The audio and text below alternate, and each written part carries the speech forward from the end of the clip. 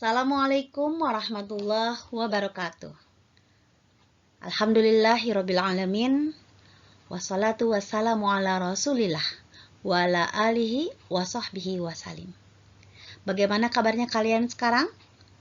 Semoga semuanya dalam keadaan sehat walafiat. Baiklah, pada kesempatan ini kita akan kembali mempelajari materi kita dalam mata pelajaran pendidikan agama Islam, yaitu tentang menghidupkan nurani dengan berpikir kritis. Anak-anakku, sebelum kita mulai pembelajaran kita, mari kita sama-sama membaca basmalah. Bismillahirrahmanirrahim. Semoga pembelajaran kita mendapat kemudahan dan kelancaran dari Allah Subhanahu wa Ta'ala. Baiklah, terlebih dahulu silakan kalian perhatikan peta konsepnya. Materi berpikir kritis ini akan dipelajari melalui 3 hal. Yang pertama yaitu membaca Quran Surat Al-Imran, surat ketiga ayat 190-191 dan hadis tentang berpikir kritis. Dengan harapan nanti kalian bisa menghafal Quran Surat Al-Imran tersebut. Yang kedua, berpikir kritis akan dipelajari dengan cara menganalisis Quran Surat Al-Imran, surat ketiga ayat ke-190 dan 191 dan hadis tentang berpikir kritis. Dengan harapan nanti akan tercermin sikap dan perilaku berpikir kritis dalam diri kalian. Dan yang terakhir, kita akan kaji juga manfaat berpikir kritis. Hal ini juga sama dengan harapan agar sikap dan perilaku berpikir kritis terdapat dalam diri kalian. Silakan kalian cermati gambar yang ada dalam layar. Ada 4 gambar. Yang pertama yaitu tentang matahari tenggelam. Yang kedua yaitu gerhana matahari. Yang ketiga adalah pusat tsunami. Dan yang terakhir adalah dahsyatnya transportasi laut. Anak-anakku, silakan kalian renungkan dan pikirkan. Semuanya ini adalah fenomena alam yang terjadi di sekitar kita. Apakah ini terjadi dengan sendirinya? Ataukah ada sesuatu, makna di dalamnya?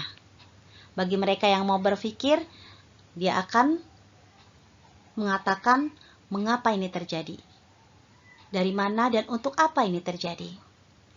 Semoga kita sebagai orang yang diberikan akal oleh Allah Subhanahu wa Ta'ala bisa memikirkan ini semua. Membuka relung hati.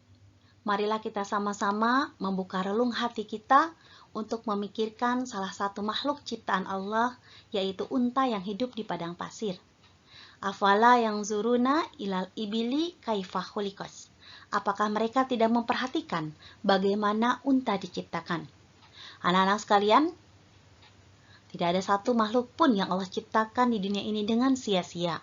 Pasti ada manfaatnya.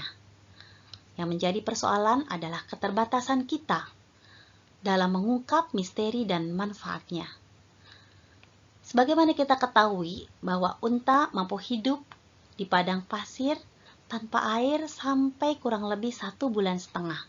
Dan ini adalah merupakan fakta yang sangat membingungkan para ilmuwan.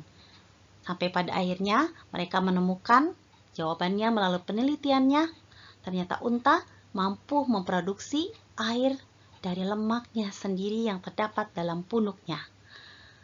Dan itu adalah merupakan salah satu keajaiban yang Allah berikan kepada unta. Unta menyimpan lemak di atas punuknya kurang lebih 120 kg dan itulah yang menyebabkan unta mampu memproduksi air dan menyimpannya sehingga mampu bertahan kurang lebih 1,5 bulan hidup tanpa air di padang pasir. Subhanallah, itu adalah sesuatu yang sangat mengagumkan. Semoga kita bisa memikirkan tentang makhluk-makhluk ciptaan Allah yang lainnya yang tentunya memiliki manfaat yang sangat besar bagi kehidupan kita. Setelah kita mengungkap misteri keajaiban dari salah satu makhluk ciptaan Allah, yaitu unta yang hidup di padang pasir dan mampu bertahan tanpa air kurang lebih 1,5 bulan. Sekarang, silakan kalian kritisi fenomena-fenomena makhluk lainnya yang ada di sekitar kita. Dan ini menjadi tugas kalian.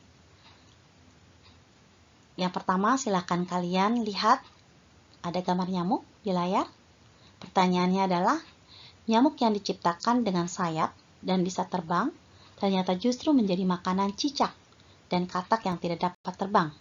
Apa makna dari penciptaan tersebut menurut pendapatmu? Pertanyaan yang kedua yang harus kalian kerjakan,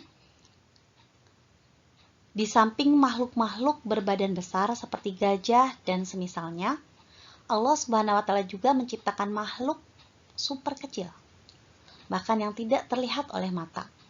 Berangkat dari keyakinan bahwa semua makhluk yang diciptakan Allah itu pasti ada manfaatnya, silahkan kalian telusuri di berbagai sumber untuk menentukan apa manfaat makhluk-makhluk mikro tersebut bagi kehidupan manusia.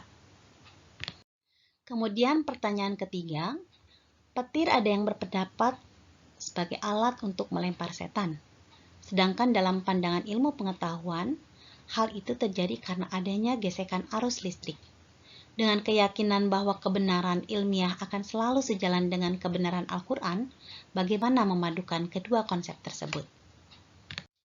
Silakan kalian kerjakan tugas dengan sebaik-baiknya. Diskusikan dengan kelompokmu atau teman-temanmu untuk mencari jawaban ilmiahnya. Setelah itu, kalian tulis dan kalian foto hasil jawabannya dan kirimkan ke WhatsApp Ibu.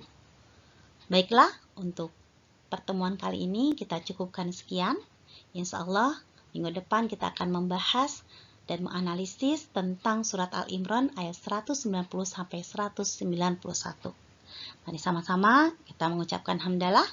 Alhamdulillahirrabbilalamin. Assalamualaikum warahmatullahi wabarakatuh.